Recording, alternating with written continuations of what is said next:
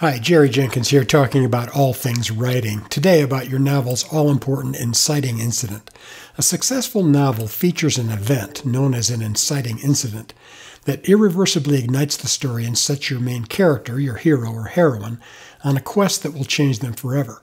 The stronger your inciting incident, the more dramatic, compelling, and engrossing your novel will be.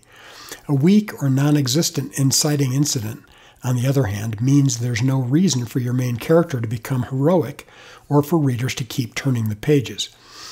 In this video, I'll define an inciting incident, explain how and why to use one, and give you traits, tips, and examples that will help you create a riveting one.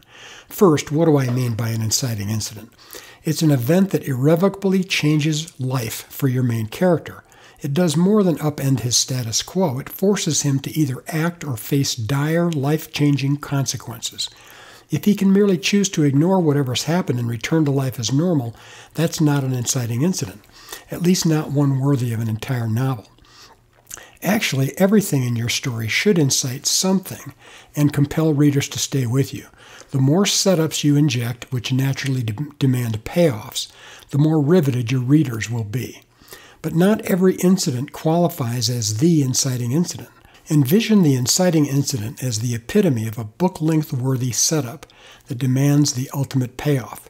It changes everything for your main character, setting his or her course for the whole story. You may have heard me say before, and it's certainly not original with me, that conflict is the engine of fiction and should flavor every page of your story. Your inciting incident should represent quintessential conflict. So, how should you use an inciting incident in your story? A true inciting incident gives your main character an urgent task that must be accomplished. Now, don't mistake incidents that are merely dramatic as irreversible spurs to action.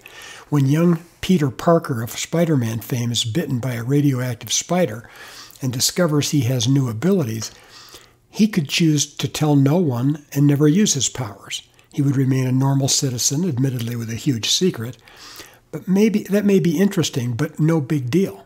But when his city or his true love or his family or mankind is threatened by something or someone his new abilities could vanquish, that's an inciting incident.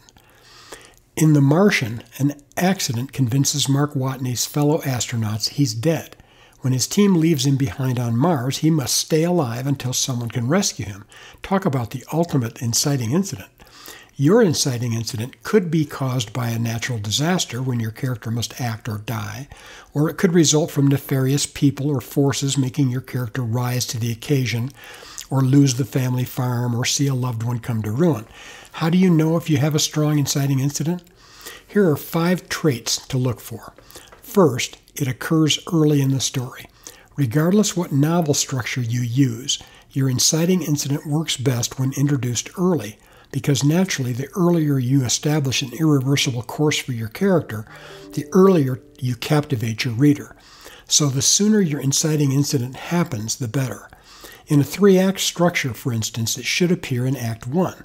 Now, if you're not sure what I mean by novel structure, check out the blog post I've written on that topic. You can find that from the link in this video and also in the video description. If you wait too long to introduce your inciting incident, you risk losing readers. Second, a strong inciting incident disrupts the status quo. The life your main character knew before the inciting incident is now gone. There's no going back to the way things were. He has no choice but to see things through. All right, the third trait of an inciting incident. It's outside your main character's control. He doesn't create the situation. He doesn't want the situation, but he's forced to react to it or face the consequences. Fourth, an inciting incident is high stakes and life-altering. Unless it threatens to change the main character's life, your inciting incident won't hold your readers long. The story will only frustrate them. Finally, the 5th trait, it must be do or die. Your main character has no choice but to accept the challenge. The alternative is unacceptable. Someone dies, the world ends, or he loses the love of his life. Hopefully, you're starting to realize how important your inciting incident is and why you need one. But there's one more critical role it plays in your story. Your inciting incident doesn't just capture readers and launch your story, it also determines your main character's arc, his growth and development from beginning to end.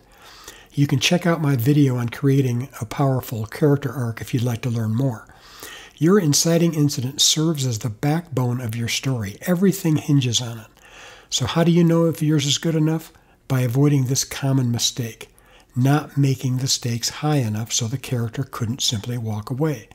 If the consequences of failure aren't the worst imaginable, your incident will likely not incite anything exciting enough to captivate your readers and keep them turning pages. In The Lion, the Witch, and the Wardrobe, Lucy's adventure starts when she discovers a wardrobe has no back wall and leads to Narnia. Of course, she could just turn and run away, but crossing that threshold becomes the inciting incident because she is soon enmeshed in all sorts of mayhem she cannot ignore.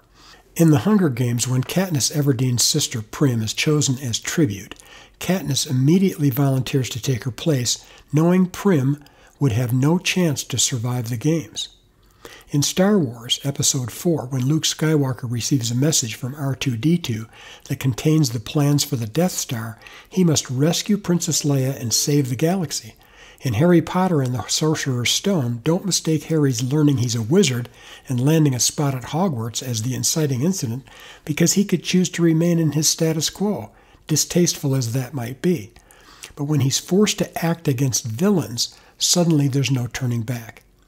Now, let me finish with 4 tips for making your inciting incident as strong as it can be. First, make it big and dramatic. After all, it's the why behind your story. It will set the tone for the rest of your story and reveal your character's qualities and motivations. If your inciting incident isn't earth-shattering for your main character, it isn't compelling enough. Second, make it urgent. If your character can walk away from a dilemma without major consequences, it's not an inciting incident. The incident has to light a fire under him. Third, make it unexpected. Remember, the inciting incident is outside your character's control. Surprise readers, and then keep them on the edge of their seats. Fourth, make it meaningful. While plot is what happens, your theme is why your story happens, the message you want readers to take away. Your inciting incident must buttress your theme, making your story more powerful and memorable. So to wrap up, here's how to write a compelling inciting incident. If your story doesn't grab readers from the beginning and keep them engaged, take a hard look at your inciting incident. Then ask yourself, are the stakes high enough? Is the challenge great enough? Is the conflict believable? If your answer is no, rewrite these to make them so, and your readers will happily join you for the ride.